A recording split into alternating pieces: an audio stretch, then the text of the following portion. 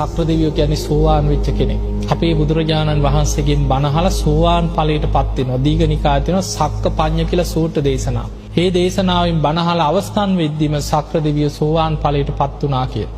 ඔබ අහලා ඇති බුදුරජාණන් වහන්සේ මේ ලංකා භූමියේ බුද්ධ ශාසනය ආරක්ෂාව පවර්ලා තියෙන කාටද?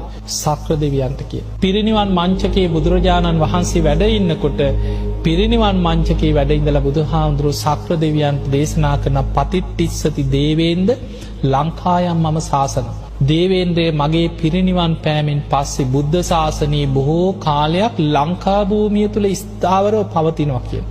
බුදුහාමුදුරුවෝ පිරිනිවන් පාලා අවුරුදු 400ක් යනකොට ඉන්දියාවේ බුද්ධ ශාසනය නැති වුණා. මෝගල් ආක්‍රමණ. මෝගල් කියන්නේ මුස්ලිම් ආක්‍රමණ. පන්සල් ගිනි තිබ්බා, විහෙර විහාර ගිනි තිබ්බා. ඔබ අහලා ඇති නාලන්දා විශ්වවිද්‍යාලයේ 10000 කාමදුරවරු කපලා කොටලා පණ පිටින් ගිනි තිබ්බා. ගුරුවරු 2500ක්.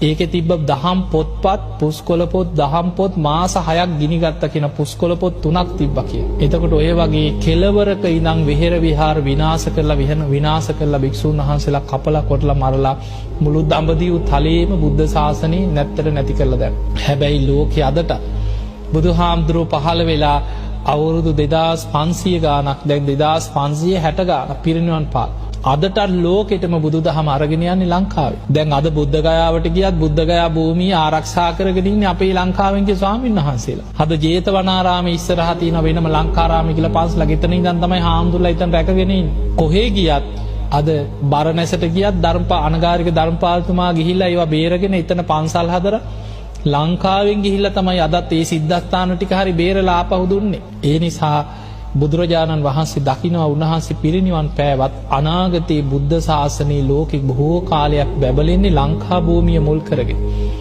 ඒ නිසා සක්‍ර දෙවියන් පවරනවා සක්‍ර දේවේන්ද්‍රය මගේ පිරිනිවන් පෑමෙන් පස්සේ ලංකා භූමියේ බුද්ධ ශාසනය ආරක්ෂාව උදෙසා දෙවියන්ට උපකාර කරන්න කියලා. මොකද බුදුහාමුදුරුවෝ පිරිනිවන් පානකොට මාර බලවේග බලවත් වෙනවා. ඒ මාර බලවේග බලවත් වෙනකොට දෙවියන්ට පවරනවා ඒවා උදව් උපකාර කළ ශාසනය ආරක්ෂාව වෙනුවෙන් උපකාර කරන්න කියලා.